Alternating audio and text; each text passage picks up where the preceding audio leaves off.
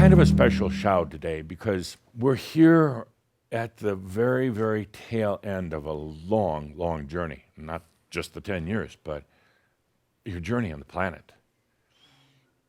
We're coming into 2020. It's going to be hundreds, maybe somewhere over 1,200, up to 1,200 Shaumbra that realize their realization in 2020.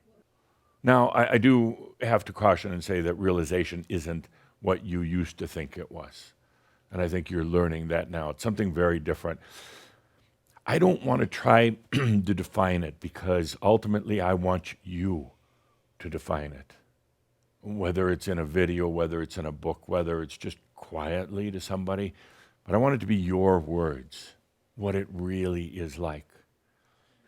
So, I was talking up at the Ascended Masters Club the other day about all this, what's going on and where we are. And I really wasn't trying to brag, but I just couldn't help it saying, this is it. This is our year.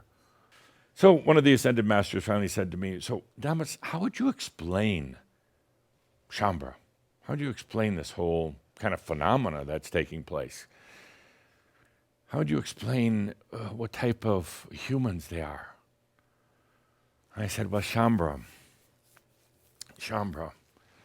they live a few blocks off of Main Street. They've been there, done that. They lived in mainstream for a long time. They actually tried really hard to be on Main Street along with everybody else. They tried to conform. They realized it just didn't work. They just weren't comfortable on Main Street. They live a few blocks off now, meaning that they really understand. They have empathy. Oh, they know what it's like to be human. They know what it's like to be in mass consciousness. They realize that they made a commitment to themselves, to humanity, stick around on the planet for a while. First of all, to enjoy what it's like just being here as a free human.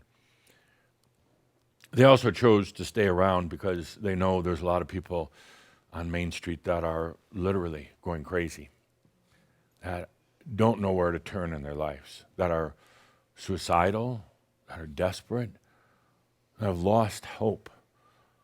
So they live a few blocks off of Main Street so they can walk over there once in a while, not to try to change anybody, certainly not to evangelize, but just to walk down the street, to go into the Main Street coffee shop or bakery, stop by the Main Street grocery store, go to the Main Street gym, and just be there in their light. They're still around because they made a commitment, stay on this planet for a little bit after realization, to be here for others. That's why we're here. That's why you're here. Coming up behind you are a lot of humans that are starting to wake up on the planet. A lot, more than ever. I want to create a message for those who are coming into awakening. You know, they've got a journey ahead of them.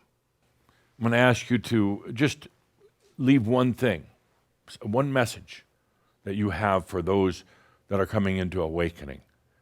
What would you tell them? What would you say to them? Make it masterly. Don't believe the bullshit that other people try to tell you. Trust self. Feel what you feel without judgment. Just keep breathing and know that you're going to be okay. No matter what you think, no matter what you believe, no matter what you feel, you have never done anything wrong. Don't sweat the small stuff. God lives within you as you. Go experience that. When things hit you, when you fall down, you get run over, just allow it. You can struggle. You can think like you wouldn't believe it. Let it go. Allow. Stop taking everything so seriously. It wasn't just the words, but you really put your energy into it, your heart into it. And that's what makes more of a difference than anything. You really saying it for the ones who are awakening is secondary. You said it to yourself. You really said it to yourself. Remember your own words. Take your own advice. You had it pretty tough. Matter of fact, you had it real tough. The ones that come after you are not going to have it so difficult. They're going to have your words. They're going to have your consciousness. They're going to go through it a lot faster and a lot easier.